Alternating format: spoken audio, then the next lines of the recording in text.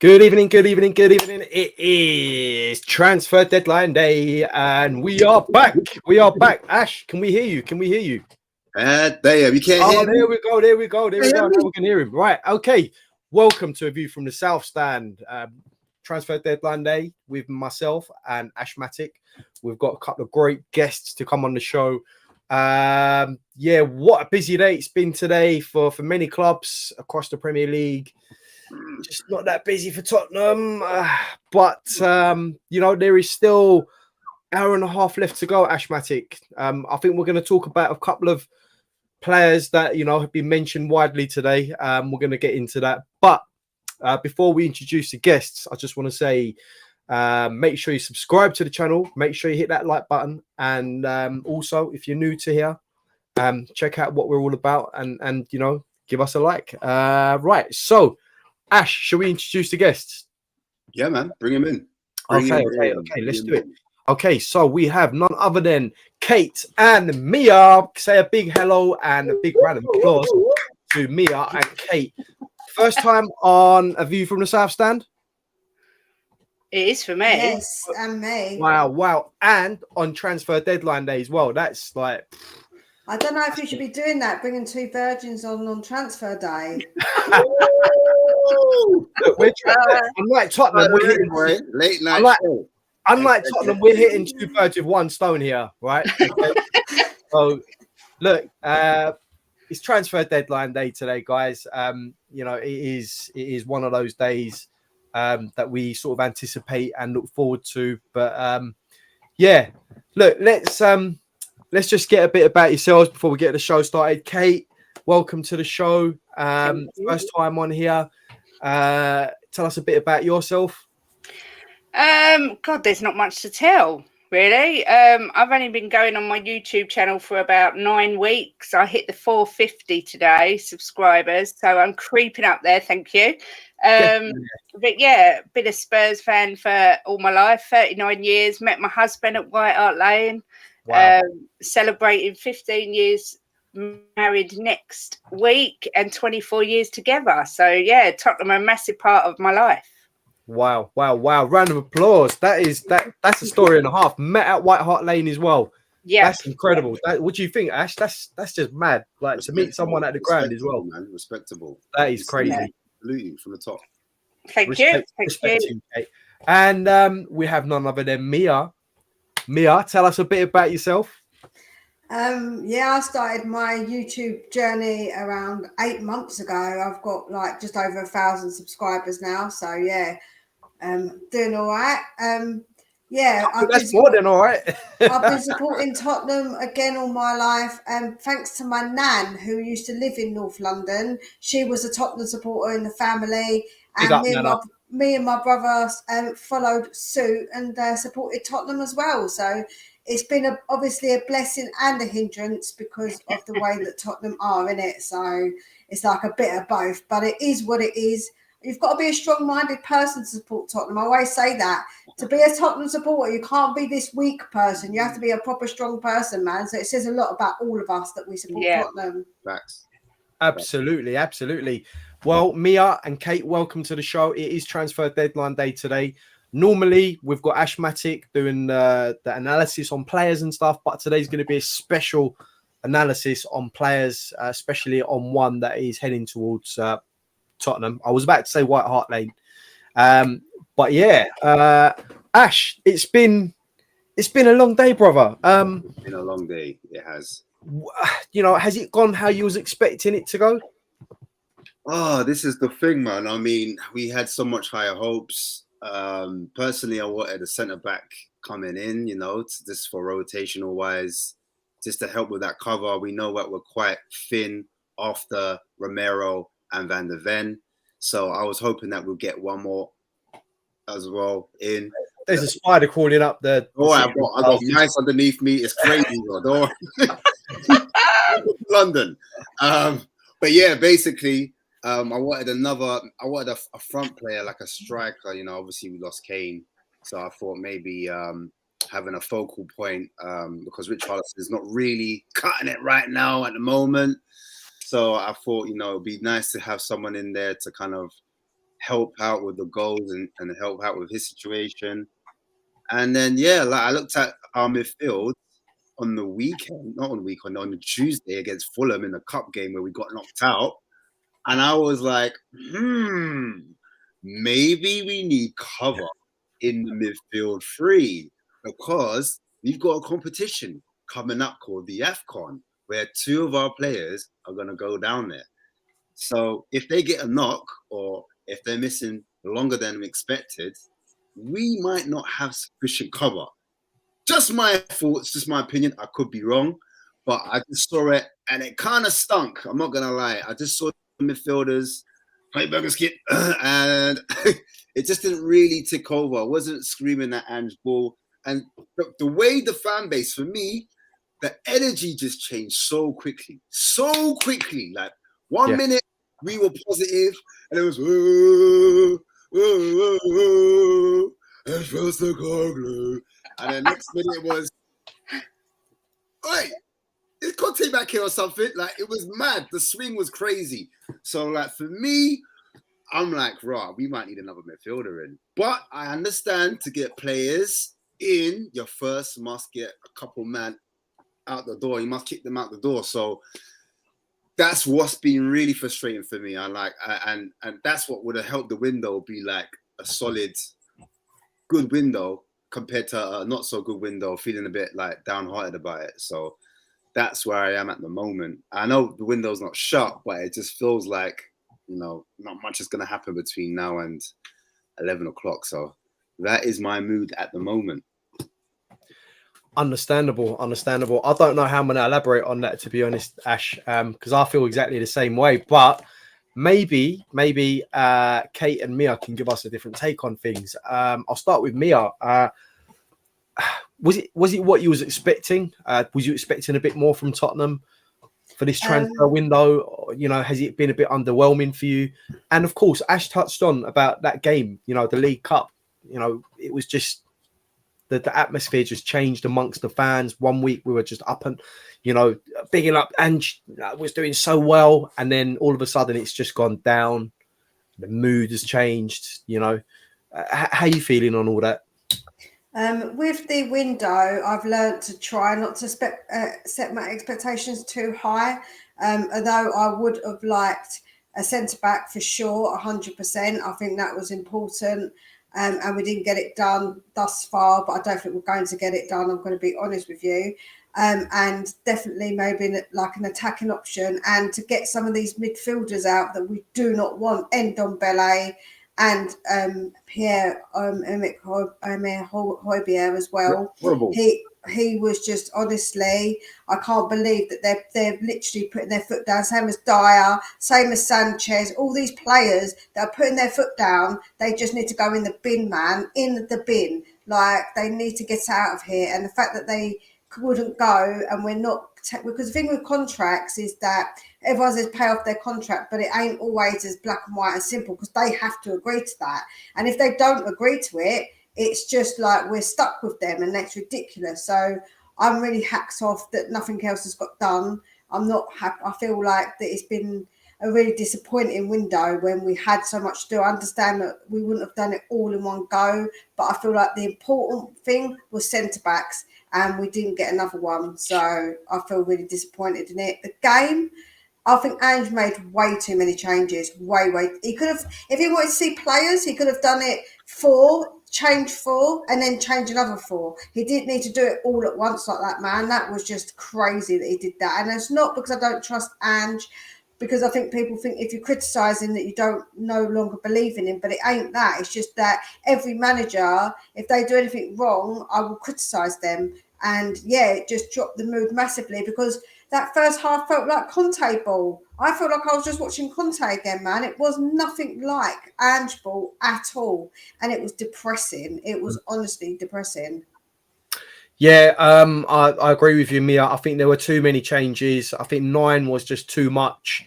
I think it's too much for any manager, even the best managers in the world like Pep and Ancelotti. Even they wouldn't have made 9 changes. But Kate, obviously you've heard what Mia has to say about transfer window and that game against Fulham. on Tuesday night. What's your take on things? Well, the game, I agree, should never have made 9 changes. But I think in a way that kind of shows his naivety. I mean, I trust Ange. I think he's the right man for the job. Don't get me wrong. But you cannot change 9 players against a Premier League side. You know, we wasn't playing Newport County or some tin pot team. We was playing Fulham, who just got a draw at Arsenal. Do you know what I mean? So for me, it was a little bit naive on his part. It's disappointing because there's not many chances to win a cup, and we all want a good cup run. We know we're due a good cup run, but it is what it is. We've got to move on. At least it's shown everyone just how crap our second team is. That's the only good thing that came out of it. They're just not good enough. Regarding the window, I've just read it's just come through that the Adebayo to Monaco deal's off. So Michael Bridge has just come out and said there might be some late happenings at Tottenham. So I'm wondering whether we could go back in for Adebayo, possibly, with Dyer going the other way, maybe.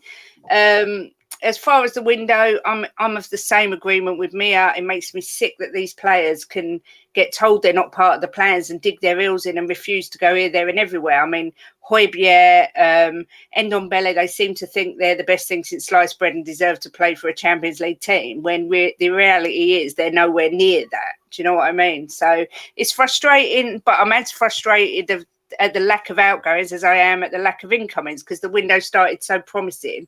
And it just puts Ange on the back foot straight away because he hasn't got the tools he needs. Do you know what I mean? If we get 1 or 2 injuries, we're in trouble. Yeah, I totally agree with you. You know, quite underwhelming at the moment with Brennan Johnson coming in. But yeah, I just want to go back to that League Cup because 9 players, you know, changing that many players is just a recipe for disaster. I think, you know, a team like Fulham, who, like you said, Kate, drew against Arsenal a few days before, especially going down to 10 men as well, showed great resilience. I think it showed total disrespect and lack of respect towards Fulham. I just think we should have gone with a strong 11, get it out the way, you know, sub your best players off once the game is done and dusted and job's done. But look, we move on. Ash, I've got to say, I was really expecting a centre-back of some sort to come in this window alongside Van der Ven. As it stands, we've got Van der Ven, Romero, and then we've got Sanchez and Dyer still at the club as possible backups. Now, apparently, Ange Postecoglou has come out and he's been quoted as saying those players that have been listed and are unwanted by the club have to find a club today or tonight. Otherwise, they won't be playing and they won't be in the squad. What do you make of all that? I mean, these players would have been told as soon as they come in, you know, you need to work for your place. You need to work for your spot to be included. And so when they realize, you know, when time's pushed on and they're not included in the match day squad or they're not getting picked in the first 11, I'm sure there's been conversations throughout the week to say, like, you know what, you're not in my plans. And it's just down to the player and his agent to kind of get on the phone. And then when that offer comes in, you need to be somewhat open-minded. And I don't think these guys have touched on it already. They're not very open-minded to new challenges because their chest is too high. They're like, well, I don't want to go to this place. I don't want to go to that place, you know. And it's left us as fans upset because we're not able to progress the club. And just had to change his kind of tone as well because, you know, he said, like, at one point he was like, some of these players, they might be here come the end of the window. So I don't want to burn bridges. And he kept it 100. So it's one of those things where obviously we want everything done in one swoop as fans. We know that's not realistic. And I think there was an expectation from the fan base because there was like journalists coming out, you know, and ITKs coming out, and there was like a mood. I think even Alistair Gold mentioned it as well, saying, you know, the whole contracts termination. So we actually thought this is going to be like a proper project where, you know, if the player's not in our plans, literally, it doesn't matter if we don't sell you, because we knew there was going to be a problem trying to get rid of players, because we've had this problem from the last transfer window. Even the summer window before, we had to loan several players out and we weren't able to get those players through the door. So we were under no illusion that there were going to be like loads of teams waiting for our players to kind of sign them up. Our deadwoods are deadwoods. Do you know what I mean? We're not going to attract the players that want to go to Saudi Arabia. Saudi Arabia, their tax is high already. So they're like, we've seen how it is with Jota. Jota from Celtic went to Saudi Arabia club. They're running them out, saying, "Oh, you don't want this player. He's not good enough." And now all of a sudden they want Salah. Do you know what I'm trying to say? So who are we to say, "Raw, like Højbjerg, come get our Højbjerg, come get our So and Dembele," or do you know what I'm trying to say? Yeah, well, they can pick and choose who they want, really. Let's be honest. They can just throw money at it. You know, our deadwood is so dead. This is what I'm saying. Like, it's so big for Spurs right now. Like, but do you know what the problem is?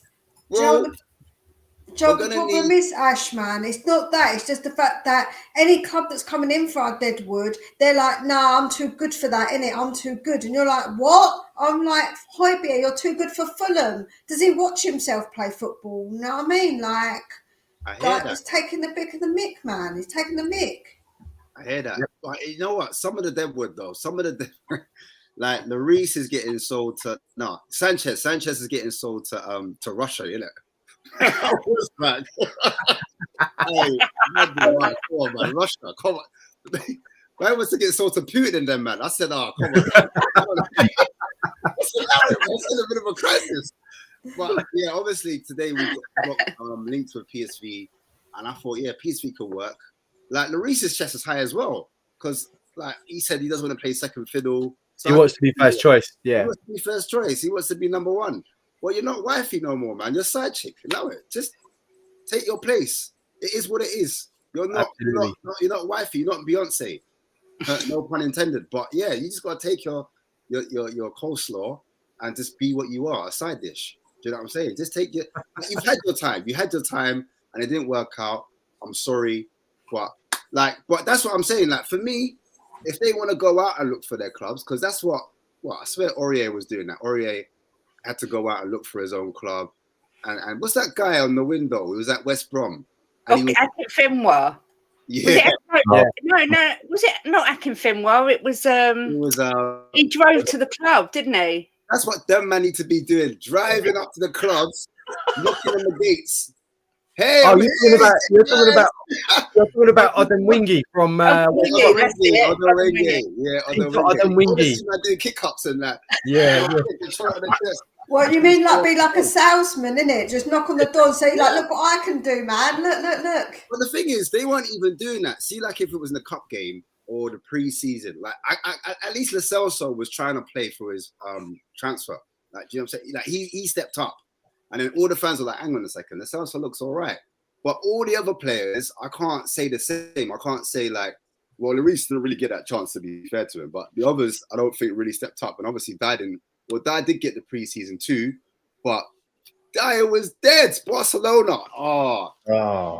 Dyer by name, Dyer by nature. That's all I got to say. Anyway, let's welcome Antonius to the show. Antonius, welcome to the show, brother. Nice to have you on with us. Have you been listening to the show before you joined in? I haven't. It's my first time. Okay. Let's run you up to speed. Let's run you up to speed. So Antonius, it's his debut on A View from the South Stand as well. Let's welcome everyone. Let's welcome Antonius to the show. Antonius, we've got Kate and Mia to tell us a bit about themselves. Can you tell us a bit about you before we get into it? Sure. So I'm a personal trainer. Similar to Ash, in East London, been supporting Spurs all my life. Well, actually, I grew up a United fan, believe it or not. Wow. Yeah, my dad's a United fan. I was a United fan to the age of 4.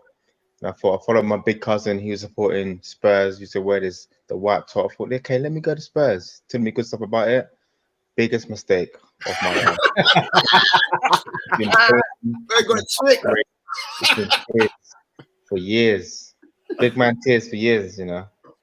My missus got to deal with me upset every Sunday, every Saturday. I'm upset. And here you are now. I am now. Yeah, almost enough, but hopefully. Antonius, welcome to the show, mate. Right, so basically it's deadline day. I think there's about another hour and 5 minutes left, but we're just talking about, how we're rating the deadline and the transfer window as a whole. Obviously, Brennan Johnson's coming in. But how do you think it's gone? Do you think it's been okay? Do you think we could have done more? Do you think, actually we're going to be okay? What's your take on it? I feel like because we made a strong start to the season, like had we just signed Brendan Johnson and that's it, and we lost the first 2 games, whatever, would have been uproar. But because we started off well, we're signing this guy. I feel like the fan base right now are like, okay, cool. We trust in Big Ange. With him, with Brendan Johnson coming in, who the player that Ange wants, and we can often perform going forward, and he'd be a good sign, and it'd be an okay window. Yeah, it's okay. Like I think at the start of the season, we had a whole list of players that we need to get rid of, with a few players that we need to sign. Like we still need the centre back. We probably will still say we want another centre forward, another creative player, just in case Madison gets injured. We haven't got that yet. But I feel like just because we've made a decent start to the season, we might be okay going forward, but we'll see. Yeah. I mean, 100%. I mean, we started absolutely fantastic the season, playing some really good football under Ange. And then obviously that League Cup was well and truly exposed when we made 9 changes. Just shows that, we really haven't got squad depth in the team as it stands. But, look, I want to move on to him. And Ashmatic's going to do the review and analysis on Brennan Johnson in a bit. But what do we think of Brennan Johnson coming in? Because a lot of people are saying they're not really, sold on him. He's only had 1 proper season in the Premier League. He is young. He has got a lot of pace. And he's a Welsh international as well. But is he what we needed? And should we have prioritised other areas on the pitch? Kate, I'll go with you first. I was really against the signing when I first heard it. I was like, well, I'm still not particularly overwhelmed by it, but I have looked into him more. I think he's definitely got pace, and people tend to say he's got a bad touch, but he was number 1 for the time with the ball last season. He beat Marcus Rashford for the time that he kept the ball over a length of the pitch.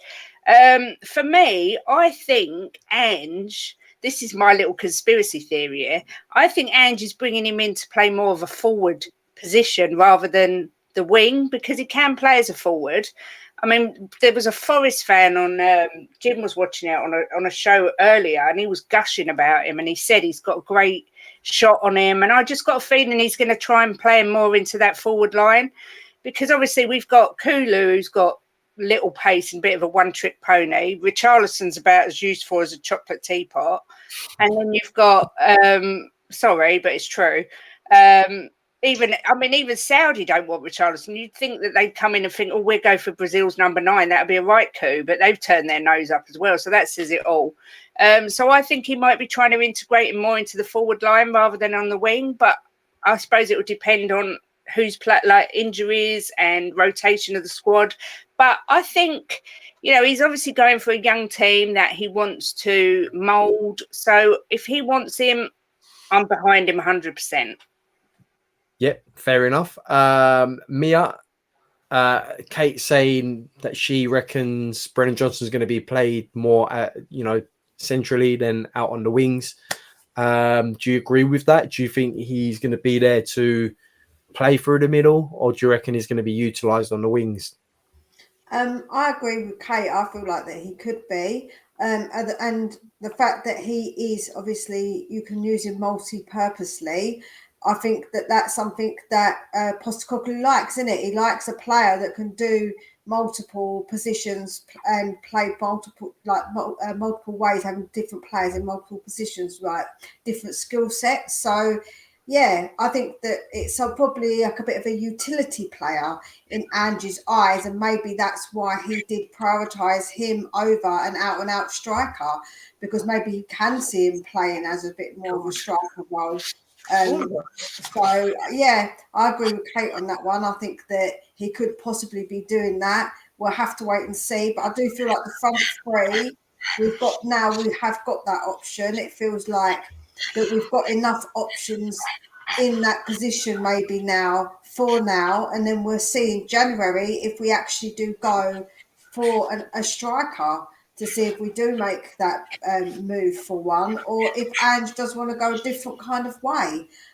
Because I've always said that Kane is irreplaceable. You can't replace Kane. And sometimes having a player that you're not just all out concentrating on isn't maybe the best way. He likes his team to be a bit more of a contribution from everybody, and maybe that's what he's trying to set up.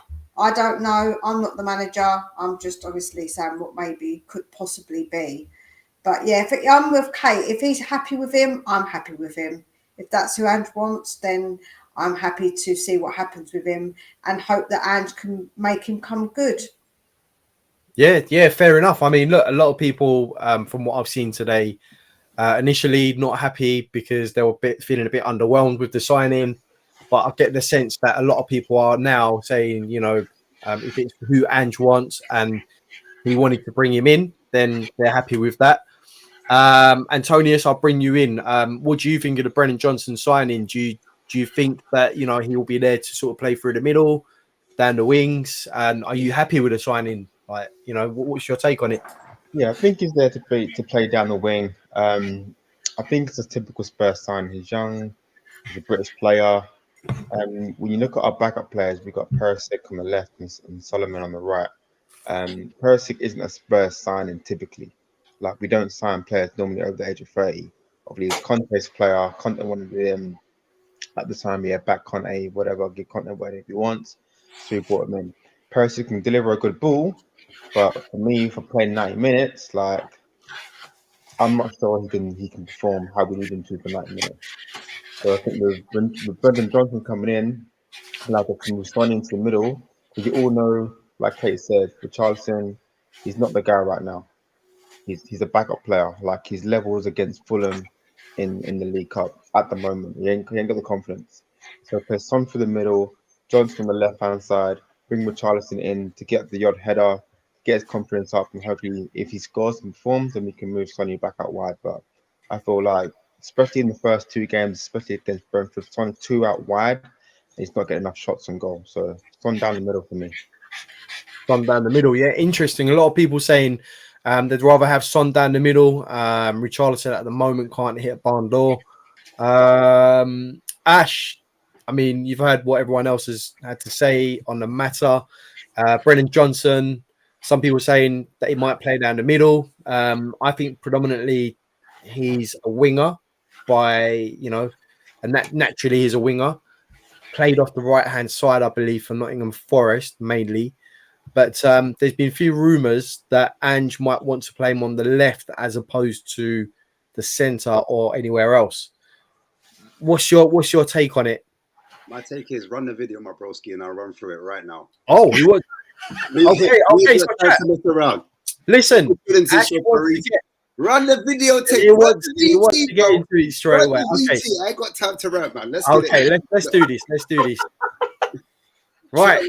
Wait a minute. Whoa, buddy. No one else will ever lead to it. Centre back. By the way, Ash told me I want to do Trevor Chalobah first. That's why he's up. Okay, I could do it. We can come back. We can come back. I don't mind. Let's save Brennan Johnson for later. Okay, let's start with Trevor Chalobah. All right, let's do it. Ash, take it away. All right, Trevor Chalobah. Centre back, 24 years old, plays for Chelsea. He's come from the academies, right-footed predominantly. Plays for Chelsea, quoted at 18 million.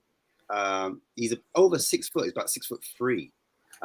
As you see there, he's born in '94, won multiple competitions, and he's played along the back line. So he's played as a left-sided centre back, right-sided centre back, and a right back. There's his loan spells. You see him at Laurier, Chelsea under 23s, Huddersfield, and I can't remember the other team that he used to play for, but can't remember. But as you can see, there's passing accuracy is really high. Passes per game, 89%, 90% own half, 84% in the opposition's half. Long balls, 51%. Chip passes, 65%. So this guy is really good on the ball. Dribbles, 89%. Total duels won, 57%. That means he wins over half of his duels won. Ground duels as well, he wins 63%. Really good at his ground duels. 49%, so 50-50 in the air, so really good as well on his aerial challenges. Possession lost, not many times as well. Considering that he's played as a fullback position, that is really high. And I've said already, he's played in the back three before. There he is on the left-hand side as a left-sided centre-back in the back three. So potentially he could be cover for Mickey van der Ven. But also, he's also played as a right-sided right-back in a back four. So he's able to play in that back four system. Well, it just shows that he's multifaceted. There's his heat map shown there. His heat map is showing he's predominantly on the right-hand side for Chelsea anyway. But in other loan spells, obviously, he's played in different positions. There is his FB ref, his source, his statistics right there. Progressive passing, top 94 percentile, touches, 88 percentile, successful take-ons, 83 percentile, progressive carries, progressive passing, like it's just off the wall. Shots creations for a defender, really up there. But the most important thing is tackles and interceptions, as you can see there. 71 percentile, 60. He looks like the real deal. I can't lie. This video here, I didn't have time to cut it up the way I normally do, so it's quite sporadic. But here you can see his recovery pace. He's able to get the ball. There's his goal. I remember that goal when he scored that. I thought it was quite good. It was a great introduction to Chelsea life. There he's winning the ball, going down to ground. He's there to stand his ground against Newcastle. He's able to pick the ball up, wins the ball high up in that position, able to intercept, so he's able to read the game. He can play it out from the back, as shown from that clip as well. Good first touch, able to get away, commits a foul, wins the ball high up, wins a header there. It's on the fullback there. He's getting to the bylines, able to cross it in. So it could be an option actually for Porro or even Emerson to be even pushed out again, because you got a defender that can actually defend from that fullback, but can actually get forward as well. But he's very composed, as you can see. He doesn't panic on the ball. And he's quite big as well. He's quite tall. Here he's against Isaac, just really taking the ball off him, like Charles from McKendy, you know? Just really taking it from him real easy. Good ball, good control. This is what you want from your defender. Someone that's confident, someone's front-footed, someone that's calm as well. And I think he would actually complement some of our defenders, and he could help start some of the attacks. Now, Chelsea didn't concede a lot over the last season. Their problem was scoring goals. So I think he would suit our team very, very well. And a lot of people have question marks whether we could do business with Chelsea. Very good control there again. Pace and power and tight control. But the fact that Pochettino, I know a lot of people don't like him because he's playing for Chelsea, but he might do us a favor. This could be the first time we do business with Chelsea. There's actually been a rumor that's literally just come out now. I'll read the source after this highlight reel. But yeah, again, in possession, you could just see very tidy, excellent, supreme leader on the pitch, interceptions, knows where to be, and good in the air. That's one thing we're missing. Romero's been good in the air so far, but this guy has got the physical presence and the height.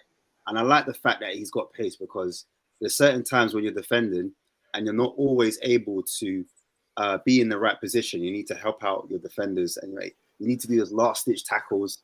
And he's able to do that. I've watched him firsthand. I actually rate him. I actually think he'd be a good player. And the reason why it is possible is because he's come from that academy route.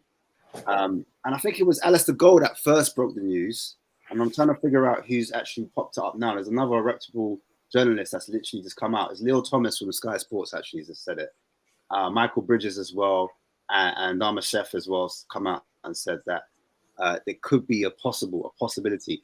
Me, I don't know. I'm just reading the news. Don't come at me, say, look, it's not going to happen. I'm just saying what the journalists say. We got an hour left, or we got less than an hour. So, boy, you just never know. I thought I'd put it out there. But yeah, I like him. I say bring him in, Ash. Bring him in. Anyone but Sanchez. I've had enough of that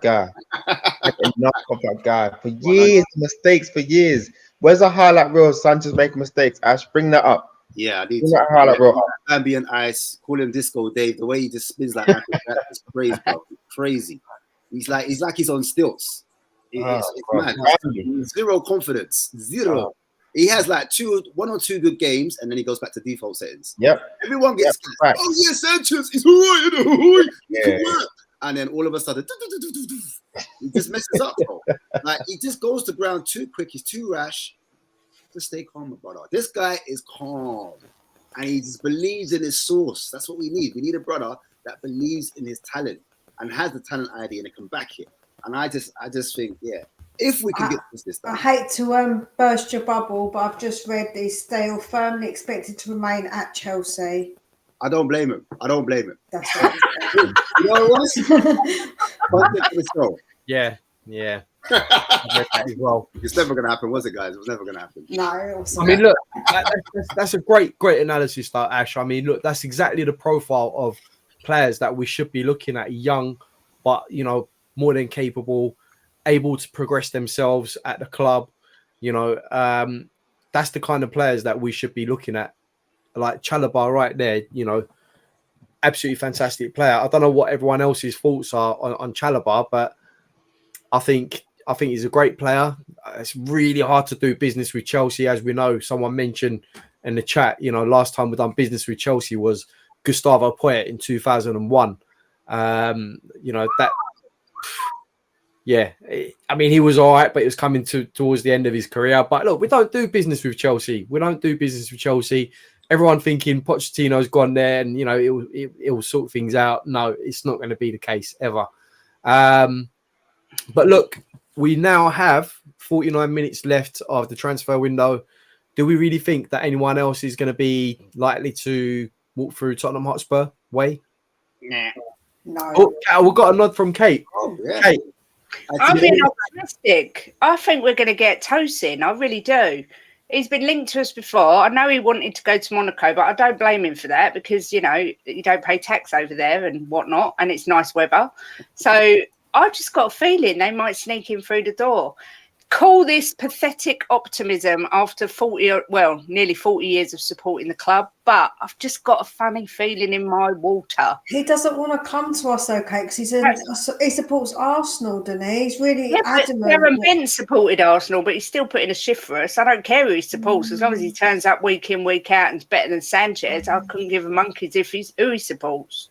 But if he wants to come, that's what I'm saying. I don't know if he wants to because it seems like he was avoiding us at all costs. Like he's like, hell no. That could be the press. He's not actually come out and said it. And preference was Monaco, and I can't blame him for that. But I've just got a feeling, surely, Levy knows we need to get some sort of defender in before the window closes. Surely.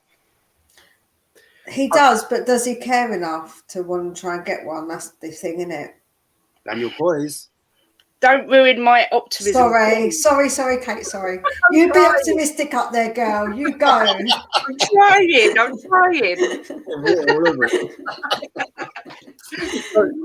mean, Kate. I think it's all dependent on other defenders leaving the club first before we get one in. Because as it stands, we still have Sanchez and we've still got Dyer. But by the sounds of it, Dyer's going to be frozen out of the club.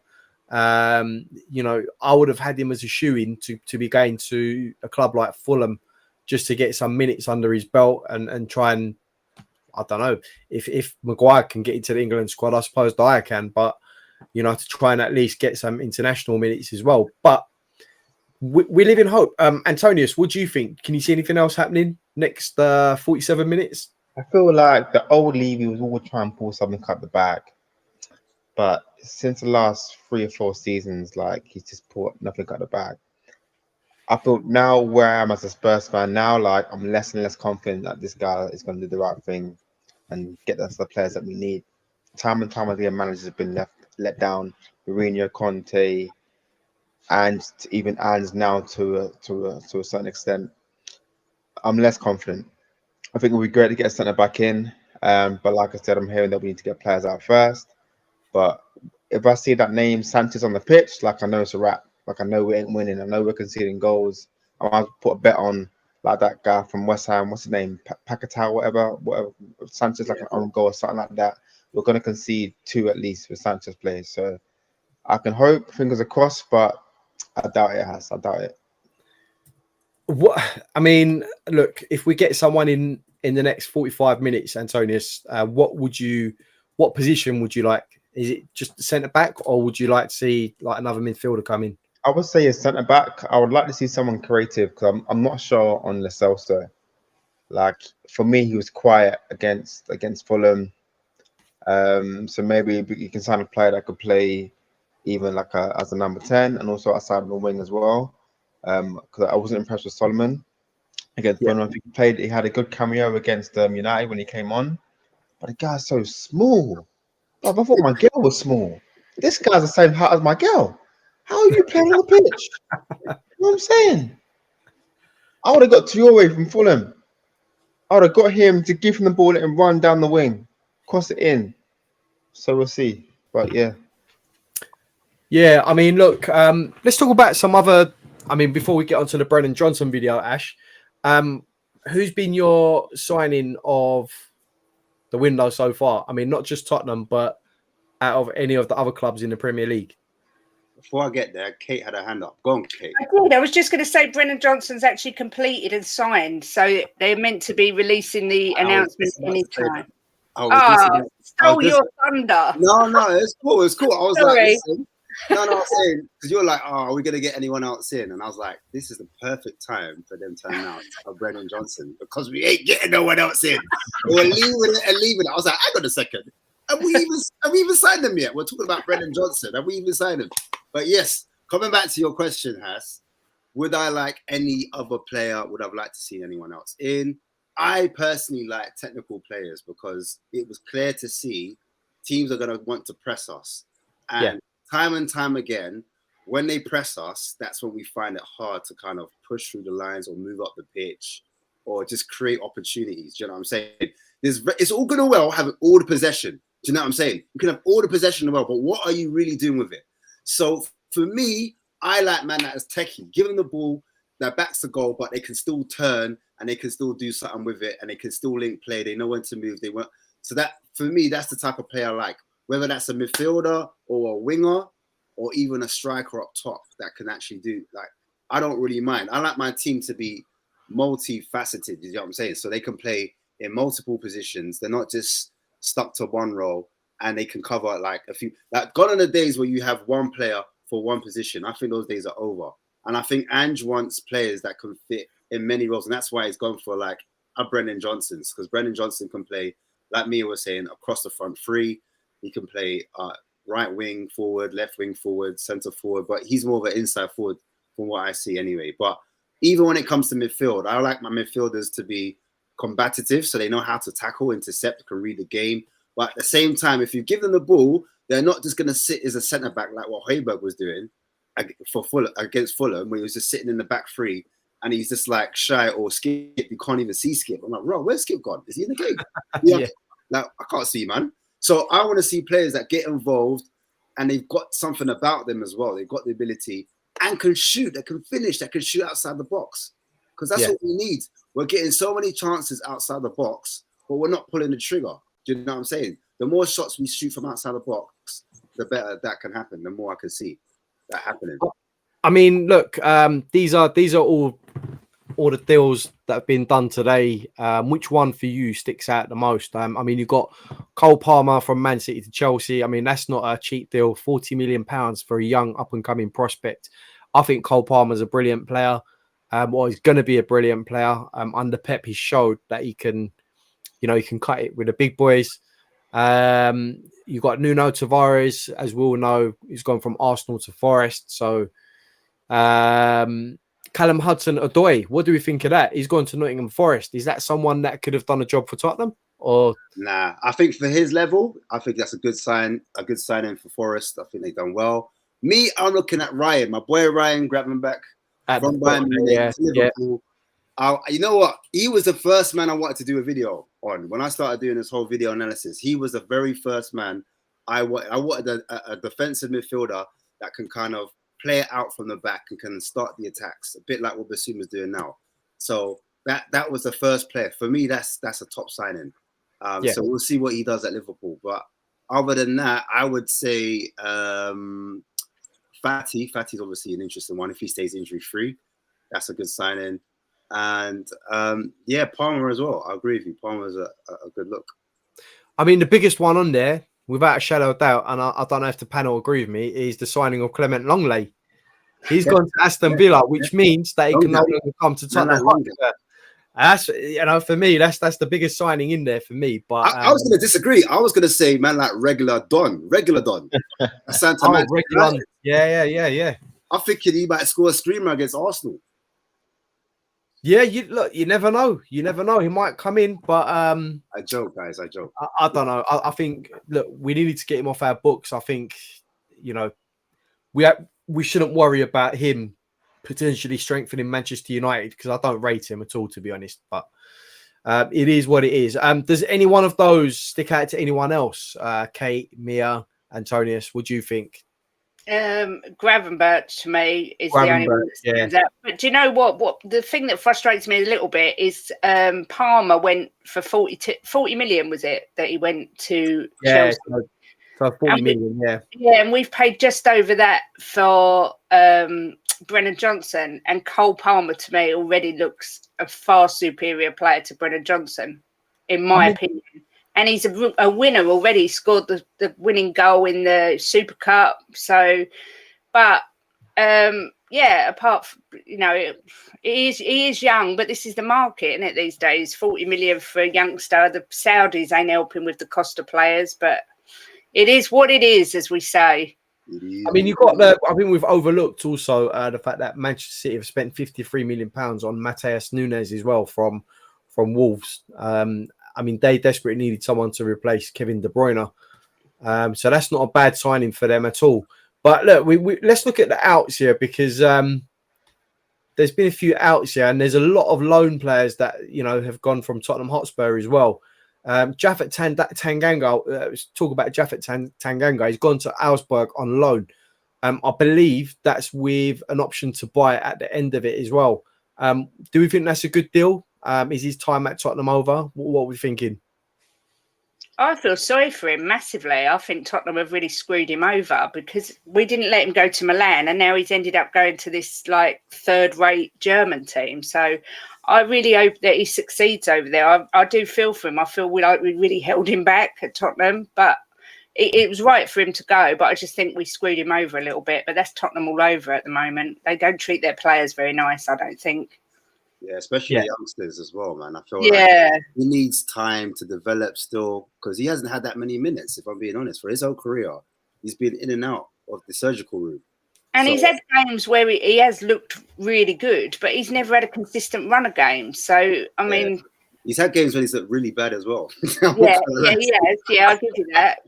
But, I think he's really badly injury prone, isn't he? So that's the issue, isn't it, with him? That's what I'm saying. And there he is signing his contract at Augsburg as well. Look, I think it's a good deal for Tanganga, to be honest with you, because at the end of the day, he's a young man. He's not going to get minutes at Tottenham Hotspur. He needs to be playing football. I remember when he first come onto the scene, we was all thinking, you know what, this kid looks like he's got a bright future. He looks solid on the ball. He looks strong. He looks quick. And then it just all went south, bringing in all these managers and stuff. Look, I wish Tanganga all the best of luck in Germany playing for Augsburg. He needs to go and show how good he can be over there. Maybe the league over there might suit him. We don't know. And we might actually make some money out of him as well. So not a bad signing, I would say. Antonius, what are your thoughts? Yeah, I think he had that amazing game under Mourinho against Liverpool, and we're all raving about him.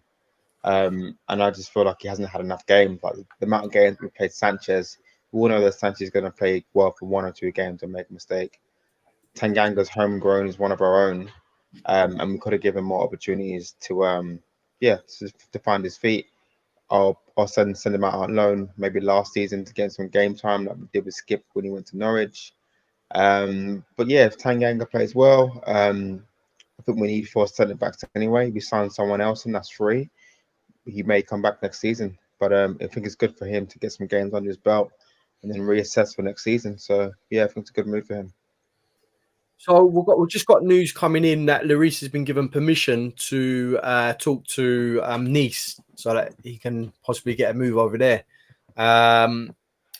Good move, obviously. He's not going to be used next season. He's come to the end of his contract. Mia, are you sad to see Lloris go? I know it wasn't going well for him towards the end, but do you reckon he's been a good servant to the club? Yeah, I think that a lot of people go by recent bias, don't they? And they think, oh, well, recently he hasn't been good. And I do agree, he hasn't been good for a good few years. But I feel like we mustn't forget the good times that he did give us for a long time. So I've got respect for him. It's time for him to go. But I do respect the times that he has given us because there has been some absolutely brilliant games where he has been very, very good. So I just think we shouldn't forget that sometimes. Yeah, absolutely. Anyone else thinking along the same lines? Yeah, I agree. I think he deserves some sort of testimonial. We don't seem to do that for our players anymore, but he's given us a lot of service, and he for the most part, he was fantastic for us. So I really wish him all the best. I hope he goes, don't get me wrong, because there's another one out the door, but I wish him nothing but the best. I think he's been wonderful for us in the most part. Knowing Daniel, he's probably changed the locks on his locker already. And he can't get into the changing rooms. He can't get into his jacuzzi. Like, what's going on? Daniel! Daniel! No, Joey's most upset about it. He's got a really nice bottle of wine in there and he's trying to get to it, man. He's like, I left that bottle of wine in my locker. What's everything with my cheese, guys? What's going on? Rubber boom. Guys, what is going on? Look at the blur. I've put an image up of this young man. Okay, I actually really like Scarlett. Okay, he's just signed the new contract with Tottenham, keeping him at the club till 2027. He's been given a loan move to Ipswich. I think Ipswich is a good move for him. You know, it's a top Championship club. And they'll be looking to try and get promotion next season as well. So what do we think of Scarlett, everyone? No particular order, anyone can answer. But for me, I think Scarlett is potential. You know, there is potential there. Andrew's come out and said, you know, he likes him as well. He wants to keep him at the club. He's just signed that new contract as well. Well, what are our thoughts on Dane Scarlett? I'll jump in first. I just mad, you know, like Fulham missing. Like Madeline, I couldn't see him. And then he did the one dribble, and I was like, okay, here he is. Crazy, cool. But for me, like every manager says the same thing. Like, yeah, no, I like him, rare. But when it comes to the crunch, he always goes out on loan. Always. And I feel like this would have been a good time to start him because we're in like a project. And it all depends on your expectation as a manager, as a club, and as a fan. If your expectation of a fan is like this, whatever happens this season, it's a throwaway season, whatever, then I say play the brother. But if your expectation is that, we should be pushing on or rare tear or getting to top 6, I don't know, getting into Europe, then I think he needs to go out on loan and get some real minutes. He can't be worse than Richie, in my opinion. That's the reason why I was like, give it a go. But when I saw him against Fulham, it's like he looked lost. He looked like a little lost boy. I can't lie. And he has bulked up a bit, but he just needs to show his mettle. He needs to show that he's about this life. Because man like Valise, he's not far behind. Valise is going to get that chance before him, in my opinion, because he's coming from the jungles of South America. And he's going to have to be ready. He's going to have to be ready to rock and roll. Is Dane that guy ready to rock and roll right now? I don't know. So just give him the minutes, let him go on loan. And he signed a new contract so that the club obviously believe in him. So let's just let him go and do his thing elsewhere, and then we'll see in the summer.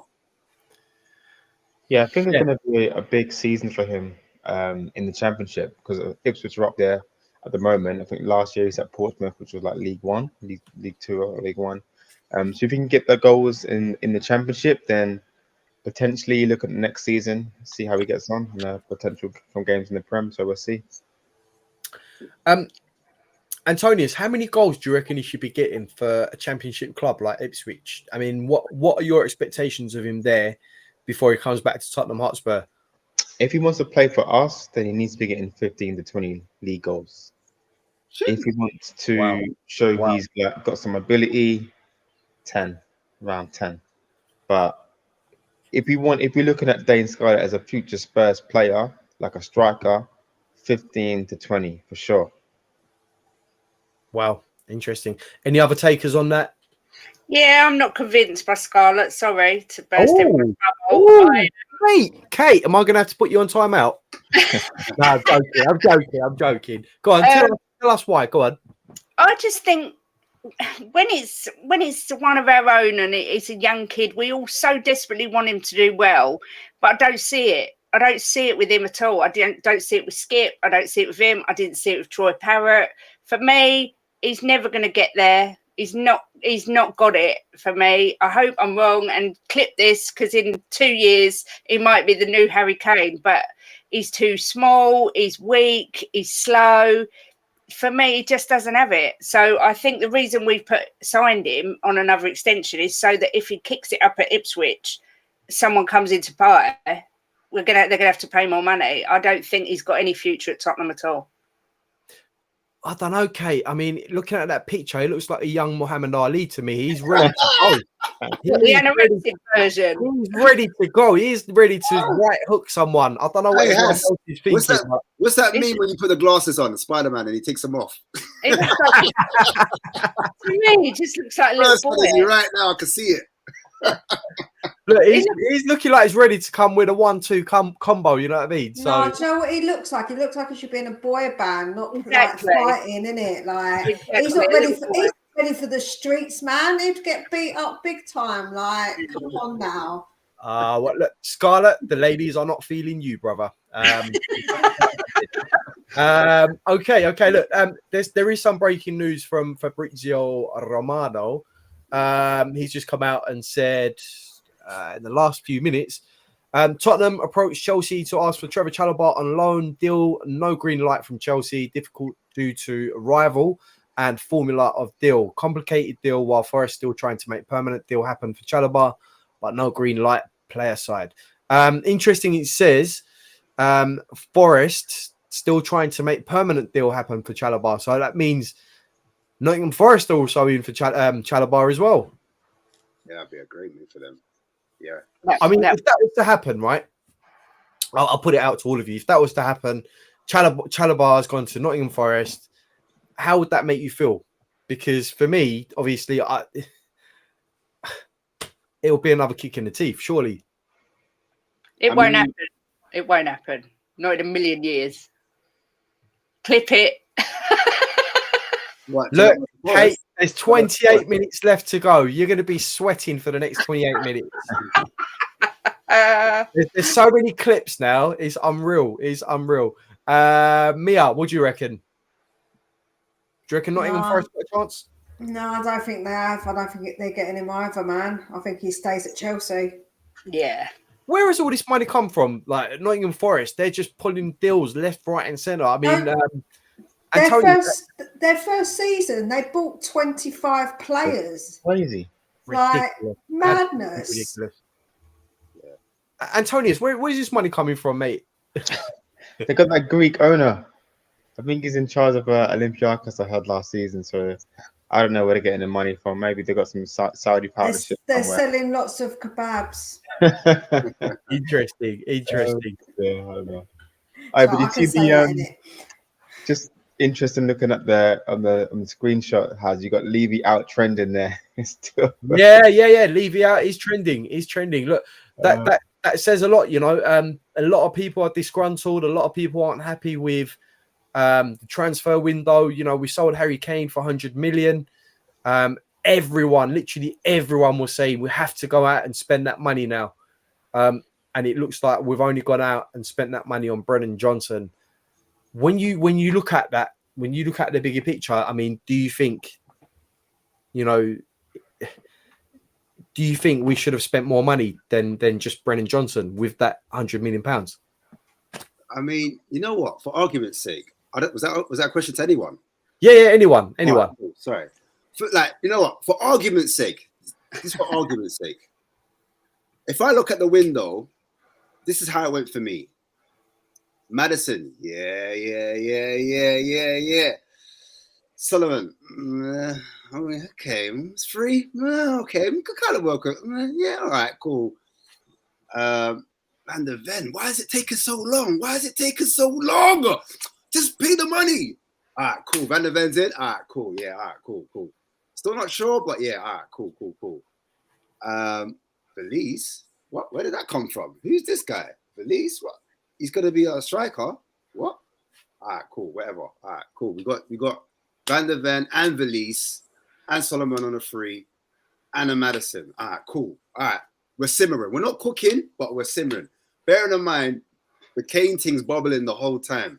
So I'm thinking, all right, we've got a centre back. We've got a playmaker. 2 positions we desperately needed. So for me, the window was like, it was on an upward trajectory. So I didn't feel like we needed too much at that point to kind of make that window like a really good window. Bearing in mind, everyone was thinking, nah, Kane ain't going nowhere. Obviously, Kane gets sold. Just changes the whole landscape, the whole conversation. Like debates for like good 3 weeks. Is Kane going? Is Kane staying? Rare tear. Kane goes, boom, boom, boom. 100 mil.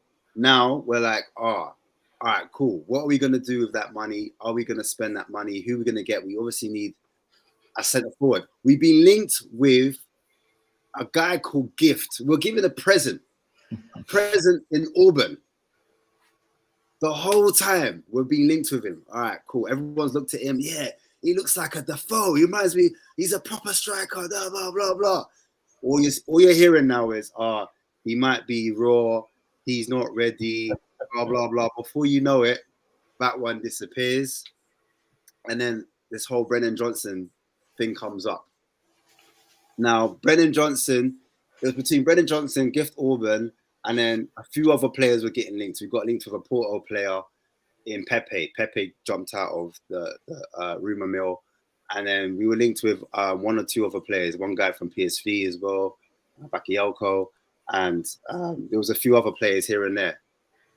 Now, everyone thought Gift Auburn was our number 1 priority. Like, he was our number 1 target. It turns out that no, he wasn't our number 1 target. Even though the whole fan base was brought into Auburn, it turns out Auburn's into orbit, and Brennan Johnson was the real number 1 target. So I think that's where the kind of windows kind of gone sideways. It kind of went, we were driving on course and then it went like that. On top of the fact that we knew we needed more than 1 centre back from not last summer, but the summer before last summer. Do you know what I mean? We've been needing centre backs. And on top of that, we knew we needed to get rid of this bloated squad. We knew those centre backs that we had conceded 63 goals. And at the time, Eric Dyer was still hanging about. Longley was still being muted. So it was like, So in one sense, we were happy because Dyer had been frozen out and Longley been pushed out. But then no one's come in after Van der Ven. So like the window, this is the reason why people are frustrated, because we're not improving, really. The first 11 is strong, but when you go past that first 11, God forbid we have any injuries, because we're going to be back to square one. We're going to be back to passing sideways and backwards and leaking goals. And now we've lost Kane, so it feels like we're a man short. It feels like we've got 10 men instead of 11 men, because Rich is up top. Let's face it, Rich is like, it's like you're playing with 10 men when you've got Richarlison up top. Do you know what I mean? And it's a dangerous game. It's a dangerous game because this could all go really wrong for Daniel Levy, in which case we'll have to go back into the market in January if the wheels fall off. That's my opinion. But look, I want to sort of my take on the signing of the window for me is this man right here, because this man's going to level up things for Manchester United. But wait, the fans didn't want him when Conte was in charge. Do you remember? You know what? Oh, man, it was so funny. I looked into him. I was like, this guy's actually decent. But anyway, carry on. Sorry, bro. What were those same people saying after the World Cup? I know. They started. Get him in. Get him into the club now. Look at him. He's playing 120 minutes. He's still running about. This is who we need. Sometimes you just have to trust the scouts. Sometimes you just have to trust the scouts, because more time they know what they're doing. And now look. Yeah, we could have had it for cheap. But that's the problem with our fan base, though, Ash. Unless it costs a certain amount of money, people are like, no, man, no, I don't want him. No, I don't want him. And that's the problem, innit? And that's like where the fans, like, you just got, like you say, understand that you can get these good players for less money if you get them at the right time. It's just that people don't want it, innit? They want these big signings with these big monies and these big tags. Like they're like, oh, this player, yeah, because I know him, he's worth a lot of money. And that's what they want, man. They want the DOG, they want the Omani, They want the gap. They want the Louis Vuitton, innit? Yeah, they don't want the high street River Island. They don't want that. They don't want prime money. You know what I'm saying? They want name brand. They want Nike. Oh, sorry, House. Sorry, I didn't see that. Sorry, House. I've got shares in Nike. Yeah, I'll have you know. Look, I want to bring Antonius into this. Antonius, was you one of those people or one of those fans at the time when we was linked with Sophie and Amrabat, where people were like, nah, I don't know if he's good enough or not? Was you one of those, or was you like, do you know what, this guy is serious? Post World Cup, I didn't know too much about him. Probably watched him in the World Cup, I'm thinking this guy's a baller. So at that point, I'm thinking, cool. Do we bring him in because we had Bentancur? We all thought Basuma would come good, and we had Højbjerg in there as well. I know, right? I know. Yeah, I feel like the way we started off this season, I think with Sarr, with Basuma, them two are cooking. Bentancur can come back and complement those two, and then we got Skip or Højbjerg as number 4, plays back up to these three. So yeah, I didn't think we needed him, but yeah, the jury's still up for me. I would rather have my 70-year-old mother as a backup than bloody Højbjerg and Skip. Swear to God, man. You know what, Mia? I was gonna bring Ellie on the show, but something said to me, let me not bring Ellie on. I don't know what said it to me. Something said, Ash, no, there's too many women. It's not gonna work. It's not gonna work. Listen, man, you know, because you saw the group chat in it and you saw the backs and forths in it. That would not end well. With Ellie is a Højbjerg defender. Hold tight, Ellie. I love for Ellie. Yeah, Ellie loves Højbjerg, like unbelievable, honestly. It would have gone off. Look, let's move away from Amrabat because it is going to be Ash's moment again very soon, where we are going to look into this guy right here, Brennan Johnson, who's just signed for Tottenham Hotspur, all confirmed, wrapped up. He's passed his medical. He's now a Tottenham Hotspur player. Whether we wanted him or not, we've got to back the manager. We've got to back the player. Thoughts, people. Brennan Johnson, it's all done and dusted. Thoughts. What's he going to bring to us before we get into the video? Pace. Are people happy with the signings? Pace, yeah, is going to bring us a lot of pace. I think someone mentioned in the chat that Nottingham Forest fans were saying that without him, they wouldn't have come up. And last season, his goals and assists last year was more than acceptable for Nottingham Forest.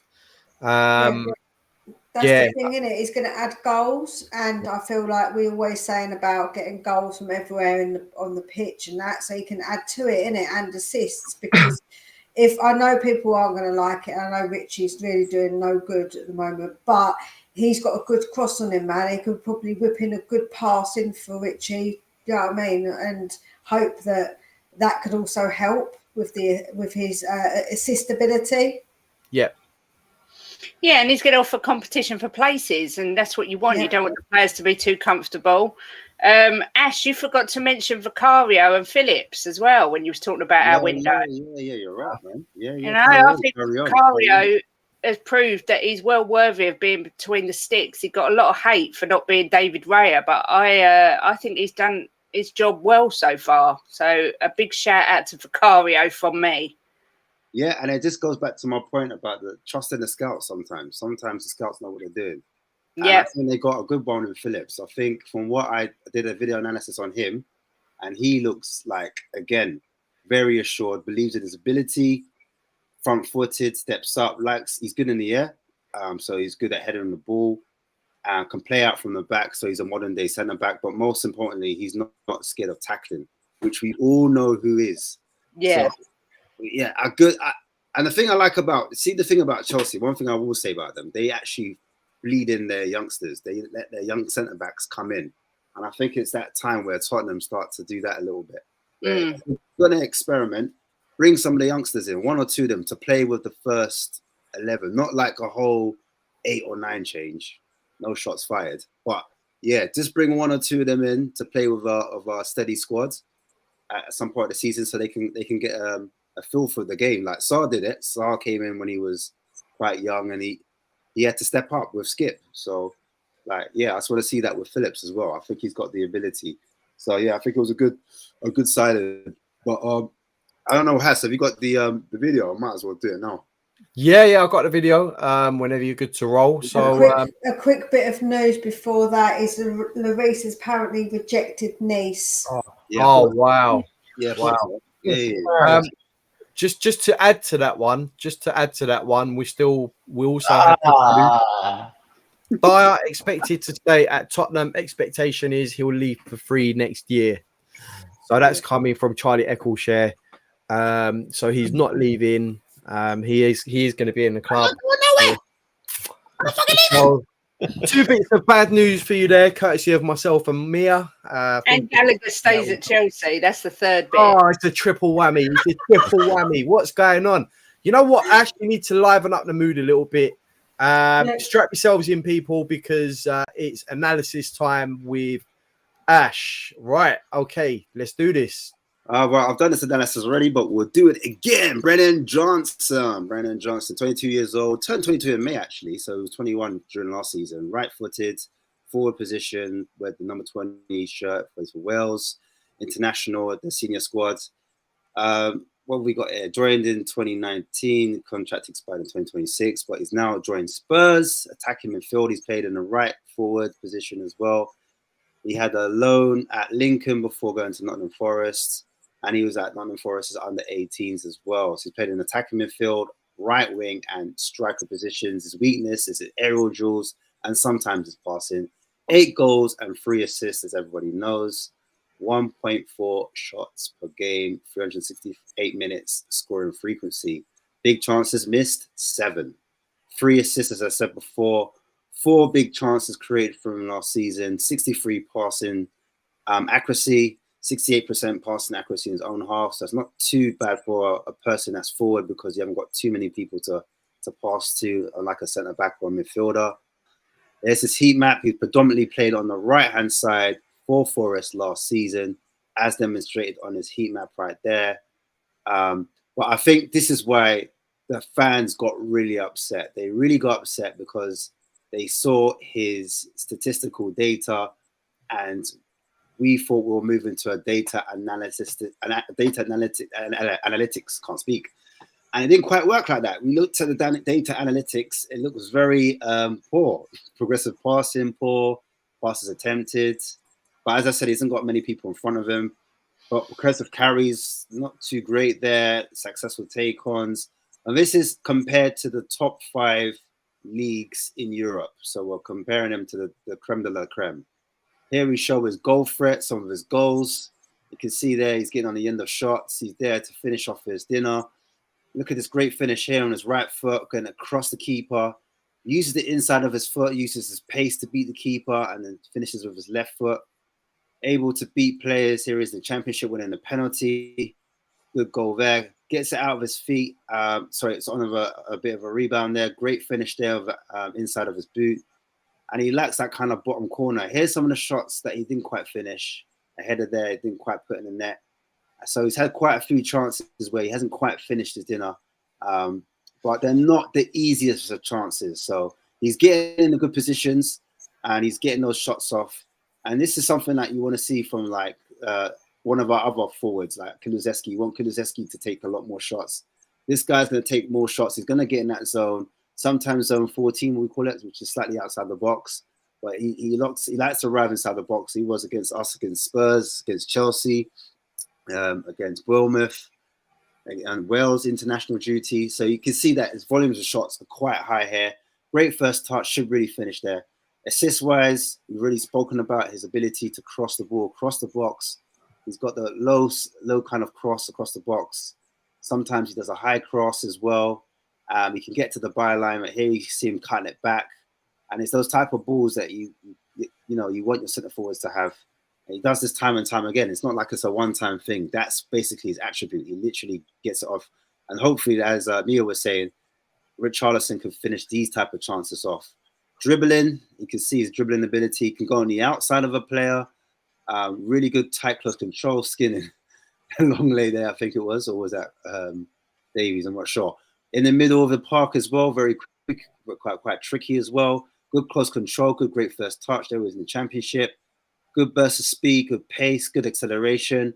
And anyone that thinks he hasn't got a good touch, he's showing here that he's got very good close control in between the defenders.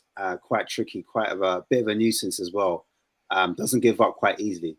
Kind of reminds me of Craig Bellamy there, actually. The way he would get into the byline and harassing players. So it's not all doom and gloom there. I didn't show it there in his clip. I didn't show his statistics for the Championship, but he got 26 or 27 goal contributions for the Championship. And that's similar or the same as a player from Aston Villa called Ollie Watkins. Ollie Watkins got the same amount of goal contributions in the Championship. However, Ollie Watkins did score 14 goals in his first season, but it was for a better team in Aston Villa. But at the same time, I've made this point before as well. I know I can't really compare these players, but I looked at Eze's first season coming up from the Championship, from QPR to Crystal Palace. He didn't score that many goals. And then his second season, not just from Vieira, but under Roy Hodgson, he scored twice as many goals. And he showed some of the form that he did at QPR when he was banging 20 plus goals or 20 plus goal contributions in that Championship. The point I'm making is the kid is young. He's literally just turned 22 in May. So I think we're buying players on the potential. If you look at the players on the whole, we've bought Mickey van der Ven on his age, his potential, and people didn't know much about him, what he would bring. Again, Vicario's similar, a young goalkeeper. Again, brand him off his actual potential again. Sar's another one. Udogji, sorry. He's another player, young. So all these young players we're trying to get in. Valise is another one. Phillips. I think that's the kind of trajectory of the club. They want young players to kind of maybe not hit it off straight away. And that's why I was talking about the project in the whole. This is what Spurs are looking to do moving forward. And it's just whether the fan base has the patience. They look at Brendan Johnson's first season and they're like, bang average. This is bang average signing. Or they will look at the price and they will say, that's too much for a player of his level. And I think that's why the fan base are more disgruntled. But if you look at the landscape, if you look at the market at the moment, that is the going price for the youngsters. Like you said, Palmer, he's only played like 3 or 4 league games. Do you know what I mean? For Man City. But he's going for like 45 million. There's other players I just can't think of right now that are of similar ilk. Sorry, you got Gordon. Gordon, we were linked with, but he went to Newcastle. He went for around 50 million to Newcastle. Do you know what I mean? He's another youngster. Again, it's all potential. That's what you're really paying for. So that's basically the market at the moment. People are overpaying. I think Arsenal kind of set off with the Rice deal. And I think even before Arsenal, I think it was actually Chelsea with Mudryk.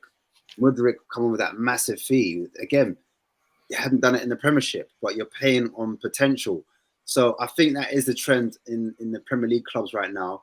A lot of players aren't their actual price, but we're paying for, the potential that they could be a superstar. And we have to trust now, and not just our scouting system, but also in Ange's talent ID. When he went to Celtic, he was buying players from the Japanese league that no one heard of.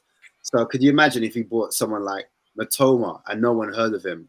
The fans would be going crazy. What, you're paying how much for Matoma? Who's this guy? Or if we bought a player that someone knew that had one season and we bought him in but didn't have a great season, like we've got to look at Brentford, we've got to look at Brighton. And when we do get these players in that are a Brentford or Brighton player that no one's really heard of, or we're overpaying like the rest of the clubs, we got to kind of get behind the project. We can't be like, oh, we want a Brighton player, but then we spit our dummy out when we actually try to do that type of methods. Do you know what I mean?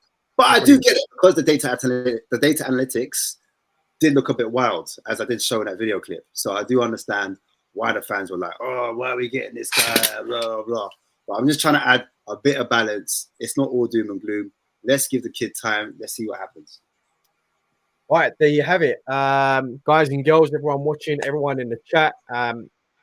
If Ashmatic has brightened up your day and you weren't feeling good about transfer deadline day, I think you should definitely smash that like button. And if you haven't already done so, subscribe to the channel. Ash, thank you very much. That was really, really in depth. Obviously, I didn't know much of those stats about Brennan Johnson before you just mentioned it. But yeah, look, if he's someone that Ange wants, we have to get behind him and hope that the lad comes good. Now that he's here, we have to support him and try and give him the best start to life at Tottenham Hotspur. And one thing I would say, of late, a lot of people have been getting on the backs of players. As an example, I'll give you like Vicario, for instance. I think we need to stop doing that. You know, we need to give these players a chance. You know, you can't judge players after 2-3 games. But we need to give these players a bit of time to bed in and integrate. It is what it is. We didn't get everything that we wanted. We didn't get the centre-backs that we wanted. We got one of them in Van der Ven. You know, we was never going to get a replacement for Harry Kane, let's be honest. You know, no one's going to replace Harry Kane. And it seems as though the midfield is as is with Højbjerg and Lo Celso and Skip as the backups. So that's your team going forward until January. Guys and girls, talk. You know, there's 4.5 minutes left to go of transfer deadline day. I don't think no one's going to come in now, to be honest with you. Kate, we did clip the comment from earlier on, so we will be playing that clip in about 4 minutes time. So you better say every prayer you can think of right now until transfer deadline finishes. Look, guys, quickly. Do you believe that Brennan Johnson was a club signing, or do you think it was an Ange signing? Do you think this is a guy that Ange wanted? If guys of people got the facts, bring the facts. I want to hear opinions as well. I just think if people are going to say it was a club signing, we need to. I mean, people are basing it on previous windows. Let's be honest. The way that we've conducted our business, people are now saying obviously it's a club signing, this, that, and the other, and rightly so. But I mean, would you pay 47 million for a BJ? That's an expensive BJ, you know. It's got to be hell. I like what you did there. I like what you did there, though. We do jokes on the show as well, people. We've got a comedian in the house here. Joe, I would say, right, is that my point of view is that we've got someone in Paratici who likes to scout out players, right? He can't do his official job, but he does it in obviously a way that is evolved. So what's saying that he didn't say to Ange, we've got this player, do you like him? And Ange said, yeah, I do actually like him. That could be. I'm just playing devil's advocate. Could that be what happened? Yeah, I mean, yeah, people have said we were scouting him before he come over. Look, it is the case, and Ash would know as well. You know, whenever someone new comes over, they'll want to see who the club's interested in for sure. You know, they'll talk to the scouts, they'll talk to whoever is at the club and say, look, you know, who's the club been looking at? He might have had a look at the player himself and thought, you know what, he might fit into my system. I don't know. Antonius, would you reckon? As in, was he a club signing or Ange signing? Yeah, like, do you reckon he's coming to the club? Because we was basically scouting him before, like when Paratici was scouting for us. I think it might be a bit of a Maddison signing where we've obviously scouted Maddison before. We've wanted him last season under Conte. But as soon as Ange came in, it's like, okay, this is the guy that wanted to green light him. I've not heard the same as loudly from Ange saying he wants Johnson as strongly. But I do think that Ange would have green lighted the Johnson sign-in. Because if you look at our attack, like the backups are either Perisic or Solomon. And I think that we do need an extra body in. And he ticks boxes. He's young. He's got the pace. He can play up front or on the wing. So I think he fit into well into our team. So yeah, I think Ange would have backed that signing for sure. Hold that thought, Antonius. You said Solomon, very important. My question, and Kate, you can answer this, is we've got Perisic, who I constantly see Ange pick. Every time he wants to take Richarlison off, I see him move Son into the middle and Perisic on the left. So I feel like Perisic is kind of nailed that left-hand side. I don't know. I could be wrong, but he always picks Perisic. So, but anyway, I digress. We've got Perisic. We've got Son. We've got Richarlison. We've got Kulusevski. Yeah. We've got Brennan Johnson now. And we've also got Brian Hill. I feel like I'm missing someone. I feel like there's another striker we're missing. Can they all fit in? That's my question. Is someone going to miss out? Because that's a lot of wingers or forwards, whatever you want to call them. Well, he can't play everybody, can he? But I don't know. Perisic is getting like, he must be nearly 312 now, so he can't be playing for much longer. Kulu hasn't got, he's a bit of a one-trick pony. I'm a bit disappointed with him. I mean, Haz was talking about his signing in the window. I think Diaby's got to be up there as one of the signings of the window. What a player he is. And we could have had him over Kulu. Do you know what I mean? Baffling. But, yeah, I mean, Solomon hasn't done that much yet, but he hasn't had a lot of time. Richie, I just wouldn't have him anywhere near the team. I just would not have him anywhere near my team. But, it looks like my optimism has been crushed, absolutely crushed, because we've gone past 11.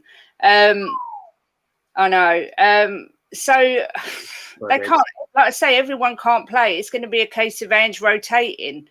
I mean, Perisic is on a ridiculous amount of money. I think he would be told that he needs to play him and get his money's worth, but he's too old. He's too old. He does some good stuff and then he does some crap stuff. So I don't know. I feel very underwhelmed at this moment because the clock's just turned. It's like New Year's Eve when it hits 12 o'clock. You've got no one to snog. That's how it feels. I don't know. I don't know what you're chatting about, Kate. I'm normally in bed before it's even bloody 12 o'clock nowadays. I'm an old lady, mate. I go to bed. I'm staying up for New Year's. What's that nonsense? Yeah, Drew, yeah, there was a tweet from Tottenham. It was just like a bow and arrow. That was it. I don't know what that's meant to mean, but they're meant to be announcing it now. Yeah, they're announcing it. Okay.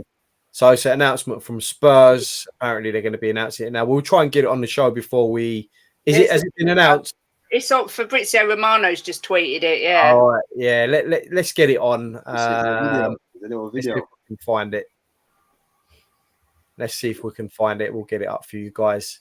So, are you disappointed about the Gift Orban situation, or do you think that the club were right not to go for Gift Orban? I mean, because before Keynes was sold, we were linked with Gift Orban, and it would have been cheaper had we had gone for him a little bit earlier. Do you see what I'm trying to say? I'm not. I know what people are going to think, like but Ange didn't want him, because that's what all people say. Well, I want whatever Ange wants, and then I'm happy. Like, I get it. I back the manager and that, but I just think, if we had gotten Gift Orban before we sold Kane, that price wouldn't have been so high, and we would have got him for a little bit cheaper. Do you know what I'm trying to say? And then you ain't got to worry about Richarlison. You see what I'm saying? But anyway, we did look a Gift Orban in the mouth, really, didn't we? Yeah. If we'd have got him cheaper, then the reward, the risk and reward wouldn't be as high. But sometimes you've got to take a punt on these players. I guarantee this guy goes somewhere and absolutely tears it up and ends up going for 100 million somewhere else. It's just an absolute certainty. But we don't seem to take those risks. But we'll see. Sorry, just on other news, the breaking news, not Tottenham Hotspur related, but Mason Greenwood has signed for Getafe on loan from Manchester United. I think that's a very interesting move because he's gone on loan as opposed to a full move. Was under the impression that Mason Greenwood was going to depart Manchester United, obviously after what's happened with the statement that come out of the club as well.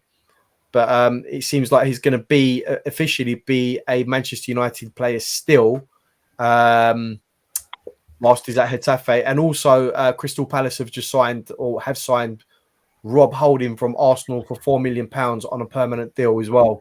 So they've managed to flog one of their undesirables as well It seems like so. Sigh. But look, Brennan Johnson, he's here. He's signed. He's holding the shirt. He's now a Tottenham Hotspur player. Signed, sold, and delivered. Do you know if he could be registered in time for? I don't think he can. I think it's too late. It's too late. I think if it was earlier in the day, they might have. But usually when it's the last, I mean, look, they might have done the deal long ago and might have registered him and then just done the presentation now. So we don't know. I just want to bring up this image here. It just highlights all the players that have come in and gone. So incomings for Tottenham Hotspur this transfer window, VDV at 35 million, Johnson coming in at 40 million, Vicario 18 million, Veliz 13 million, Madison at 40 million, Ashley Phillips at 2 million, Solomon's coming on a free with a total spend of 148 million pounds, and then your outgoings have been Kane for 100 mil. Japhet Tanganga, who we've managed to get a £6 million loan fee from Augsburg, which is incredible. Winks, £10 million. Rodon on loan, Reguilon on loan, Spence and Scarlett on loan as well. In total, we've made back £116. So the total outlay by my calculations is round about 22 million. Sorry, 32 million.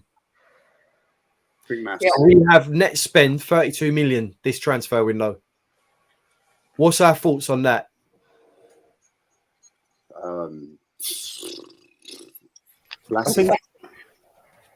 I think for me, hopefully, it's hard to replace Kane. It's hard to. We can go out and spend 100 million, but who do we spend it on? So the net spend was always going to be low. I think we're maybe two players short. Like I said, that's the first centre back, maybe another attacking player. But I think we can once we identify like a world-class player, then spend that money. Until then, hold on to it. All right. For argument's sake, sorry, Has. For argument's sake, we're not in any Europe at all, and we're not in the Carling Cup. So between now and January, when the window opens back again, we haven't got that much to worry about. We've got like less chances of our players being rotated or injured. So it was going to be hard because a lot of fans, me included, wanted another centre-back, a toss-in Adebayo if Tapsoba wasn't available, you know. Tapsoba, I don't think would come to play second fiddle. He'd have to start. And so Van der Ven's in. He's the first team centre-back. Romero is the first team centre-back. It's quite hard to bring in a centre-back that has quality, that's willing to sit on the bench, that is going to be, do you know what I mean, of that ilk. Yeah, I hear that. Do you think, like, missing out on a centre back, could we wait till maybe January to get a centre back if need be, because we're playing less games, so that first 11 is going to be rotated a lot less. We're playing less games, but Romero's going to get sent off, or he's going to get Tijula. He's going to miss games. There's going to be a suspension to one of them, basically. Yeah. And Sanchez is just not that guy. Like, you can't play Sanchez 2-3 times in a row because he's going to make mistakes. Guys, have a bit of faith. Romero's a changed man. He's now vice captain. Go on, Mia. Go on, Mia. He's a changed man, right? He's not getting any red cards. He's stepping up to the plate. Yes, Mia. He's going to definitely play fantastic every single game. No sendings off. So can you stop that right now with the slander of my Romero? Oh, yes, Mia. 10 out of 10. Tell him. Copy that from Mia, because leave White man alone. Leave him. That's it. Damn right. Leave him alone. I was thinking flying to mad tackle, so I'm not sure yet. No, he hasn't done that though. He's actually been quite measured. If you watch him, he has actually been quite measured more recently. So just have a little faith, man. Have a little faith. Otherwise, I'll slide tackle you. Yeah, anyone who slags him off, VAR. Yeah. This one. Big shout out to Rum Scully. I'm just going to read out his message. He sent it. Thank you very much for watching the show, by the way. His 25-man squad consists of Vicario and Austin in the goalkeeping position, Porro, Royale, Romero, Phillips, Van der Ven, Dorrington. Interesting, there's no Sanchez or Dyer there. Udogie, Davies, Sarr, Skip, Bissouma, Bentancur, Madison, Lo Celso. It's interesting. Everyone always spells his name Le Celso, like his French. He's actually Lo Celso. Kulu, Solomon, Son, Perisic, Richie, Johnson, Sayers, Santiago, and Veliz. Santiago, guys. Who is Santiago? He's a wicked. Oh my God, player. He's bombastic. I'm telling you. Listen, he's a baller. No, Yeah, I don't get too excited. I'm gonna get too excited. Yeah. No, but he's good. No, he's good. He's very good. Should we mobilize a quick analysis?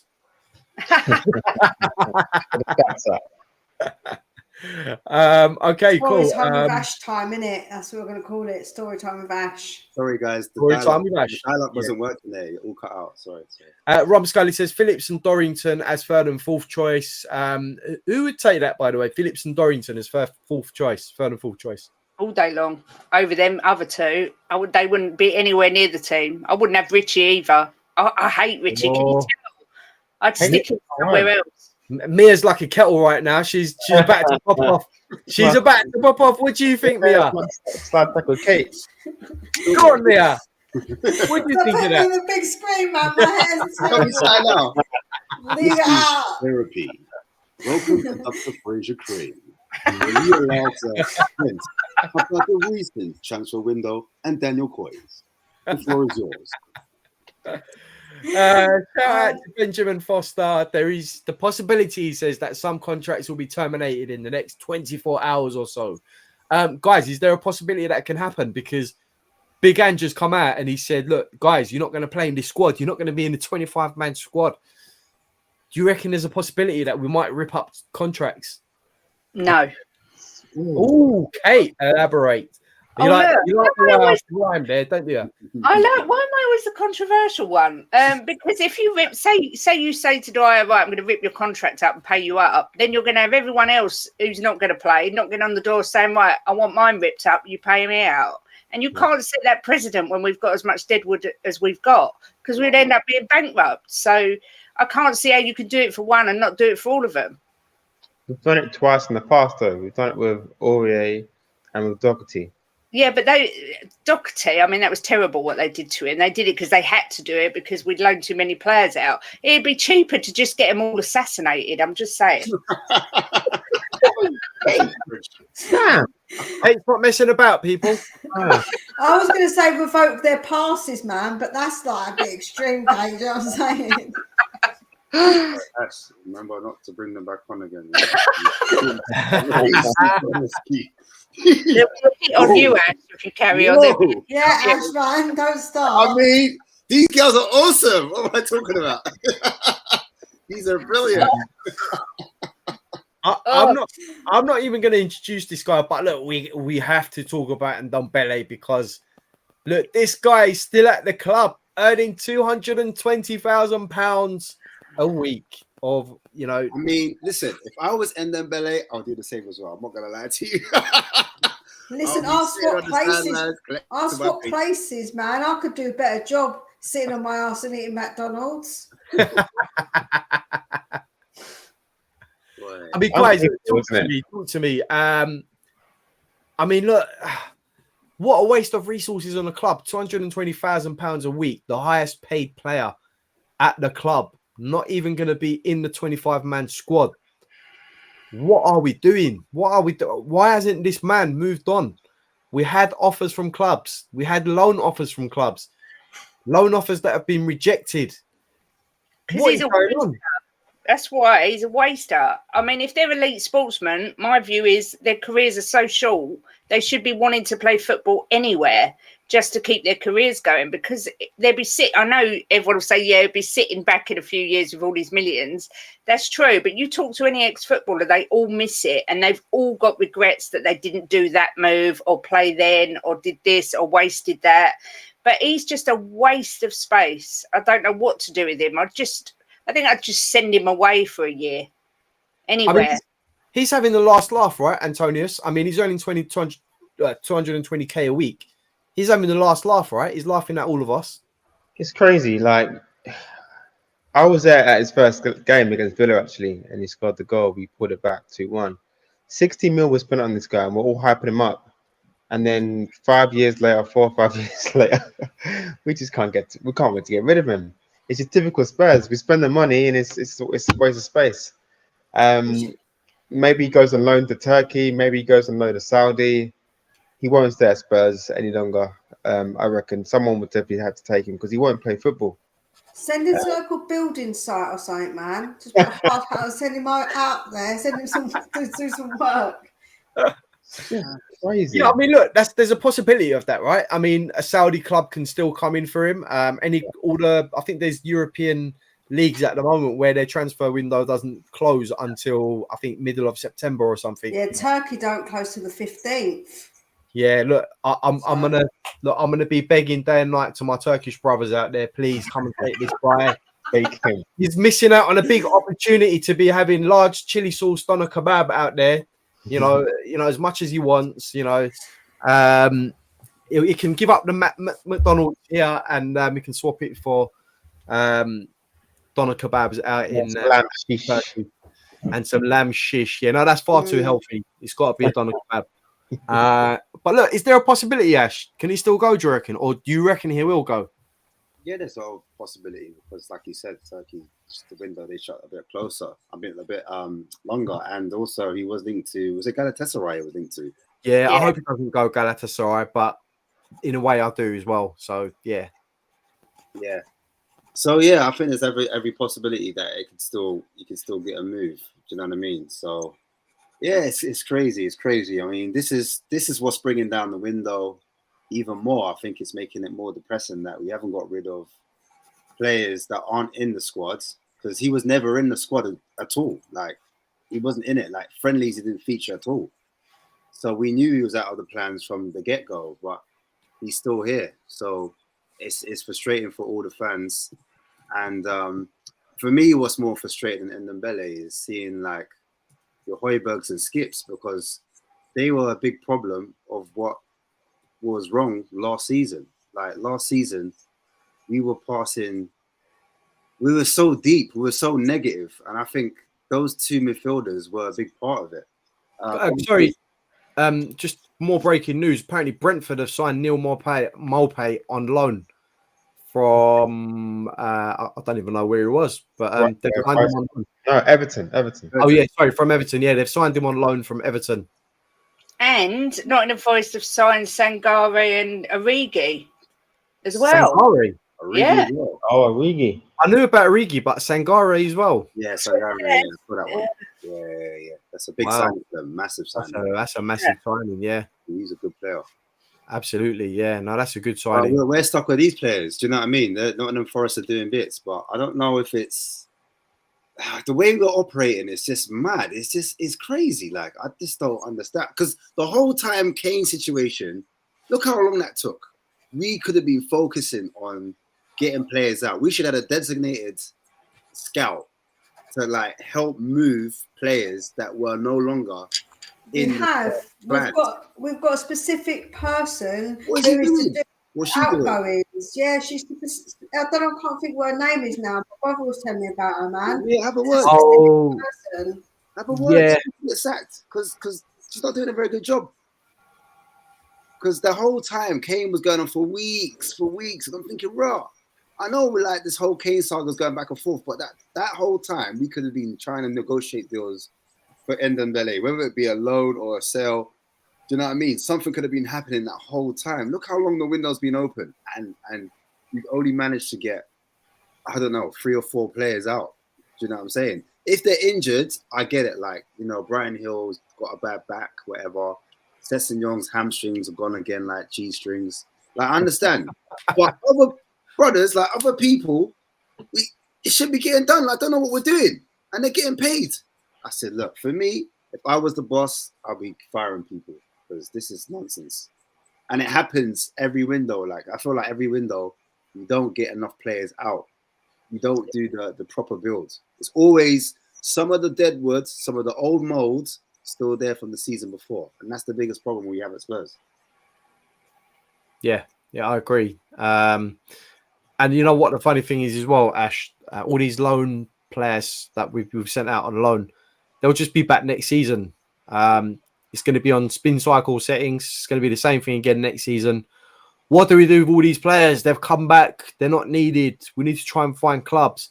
I mean, all these players need to have like a phenomenal season wherever they've gone to for clubs to actually come in and say, you know what, we'll actually pay you a bit of money for them. We'll take them off your hands. But don't you think it's just going to be the same old, same old, really, next season? I feel like we're loading. We should be called Tottenham Loan Spurs because we're waiting for all those loans to end their contracts so we can just get them off the books for free. That's what I feel like. One guy FC. We're trying to sell players. We're not trying to sell. Or am I if anyone needs a payday loan, Tottenham do that as well, probably. So yeah. Loan FC. Yeah, you're right. Tottenham Loan Spur FC. Yeah, that's a good one. Yeah, guys, we've been going for almost 2 hours now. We're going to wrap up the show in the next 5 to 10 minutes. But final thoughts on the window, and then we'll get some predictions in for the match against Brentford tomorrow. Seems like everyone's forgotten about that match against Brentford. Brentford. Sorry, Burnley. Seems like everyone's forgotten about the match against Burnley tomorrow. But we do actually have a match to play. But I'll go around. Kate, transfer window in a nutshell. Actually, give us a score out of 10. 4 out of 10. Disappointing massively. 4 out of 10. Wow. Negative Nancy. I'm changing my name to. Here we go. 4 out of 10. Jeez. Hard crowd tonight, please. Tough crowd. No, that's fair enough. A lot of people are saying 4, 3, 5. Mia, anything above 4, or are we going below? I would say 4.5. Oh, very, very sort of. There's the half coming. Very pragmatic. No halves, just solid numbers.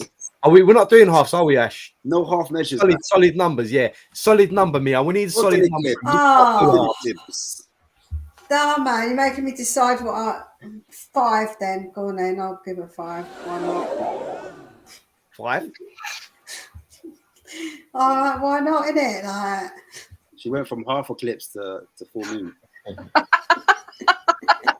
Listen, we'll take it. 5 out of 10 for Mia. Antonius, can you do better than 5, or is it been total champion? For 6. What about 6? Whoa! Say that again. 6. You heard right the first time. Did he stutter? Wow. 6 out of 10. Yeah. I'll tell you why. We got BDV. We got a left fullback, left centre back. Yeah, we got Madison.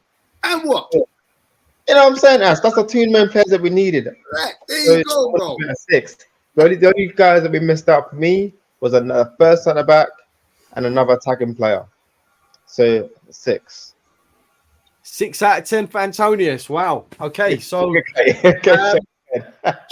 chat. Get involved as well. 5 out of 10 for Jim. Jim says 5 out of 10. Even Jim's gone higher than you, Kate. What's going on? Honestly. Yeah, but Jim's far more optimistic than me. I'm a realist. Oh, fair enough. Fair enough. Right. I wear the trousers. I'm joking. I'm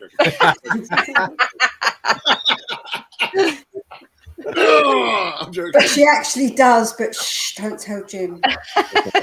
Bobby K, that's right. All right, guys, come on. Big up. Shout out to Bobby K as well, by the way. Absolute legend that he is.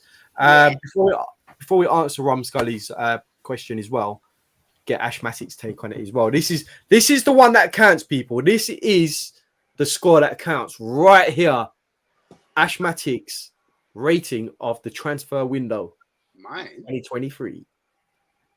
Boy, I was gonna do a 5 squared. Five.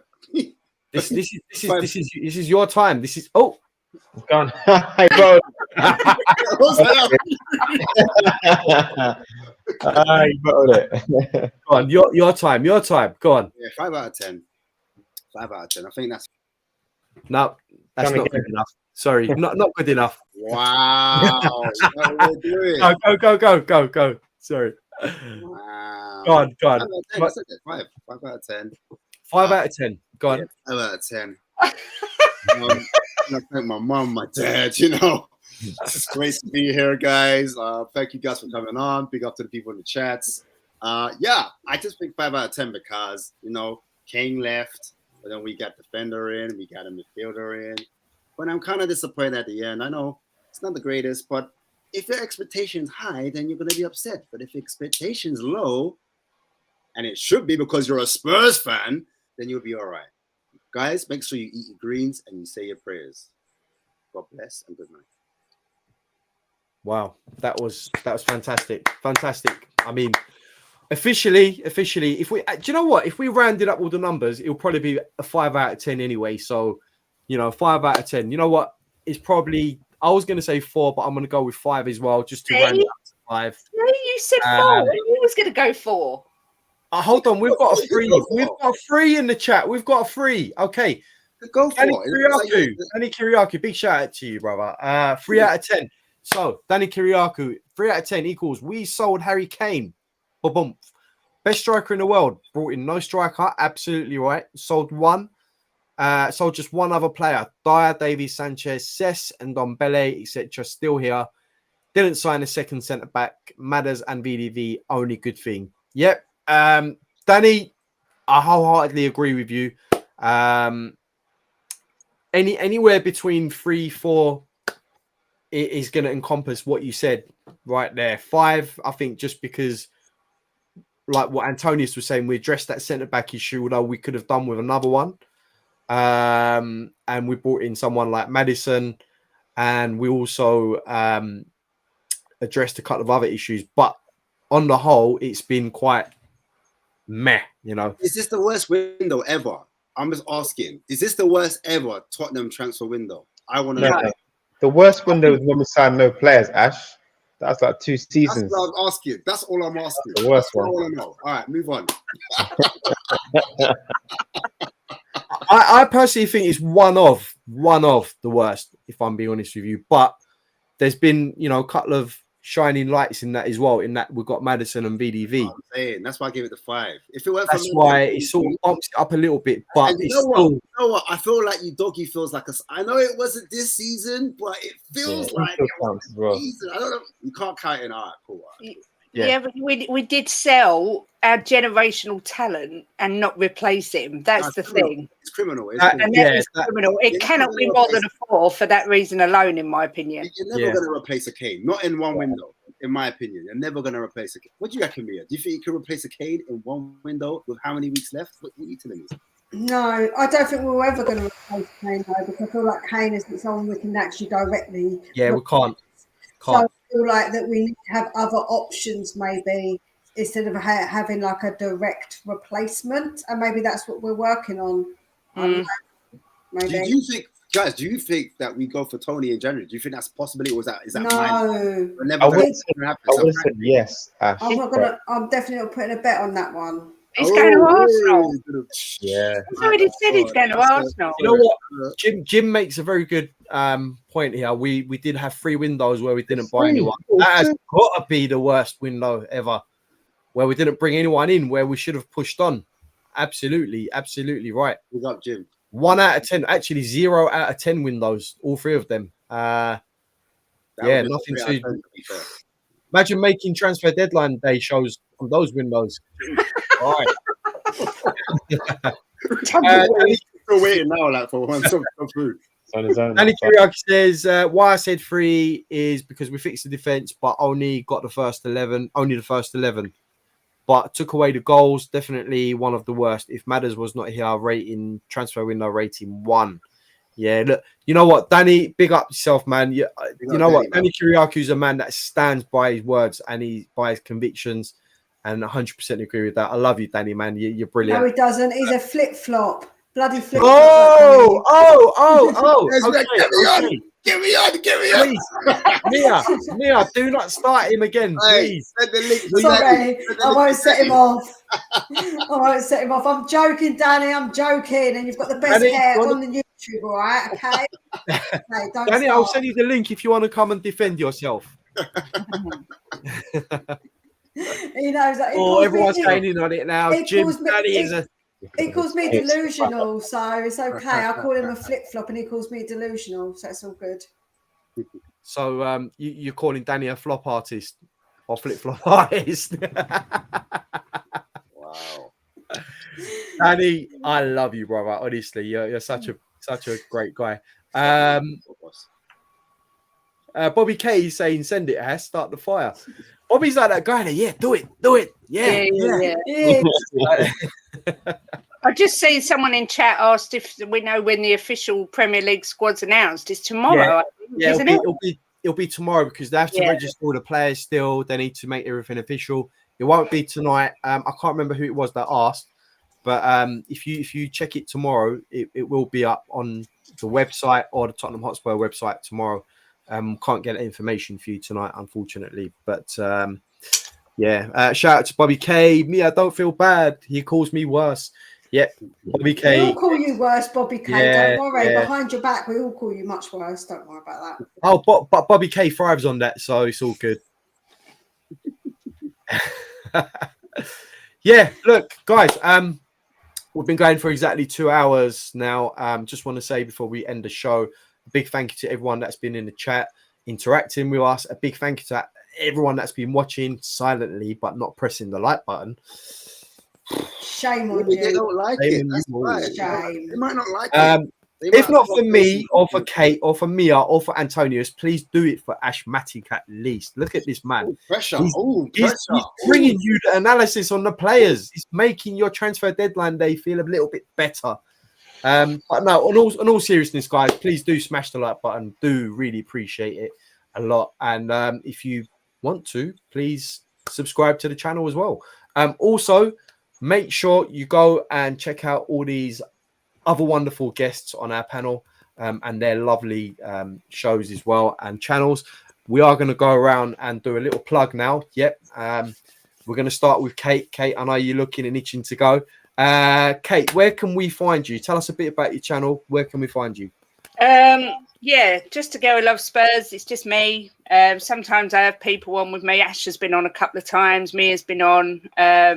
Just chat about Spurs and other stuff, whatever we fancy on the day, really. It's quite chilled. I do every day, Monday to Friday, 1 till 2 normally. I'm actually going on Savage Show Monday morning and Cockle-Doodle-Doo before that. And tomorrow night I'm with Bobby K and Mia and Kuva on Kuva in the game. So I'm all over the place at the minute. Lovely. Yeah, fantastic stuff. Make sure you get over to Kate's channel. Just a girl who loves Spurs. Make sure you go over there, subscribe to her channel.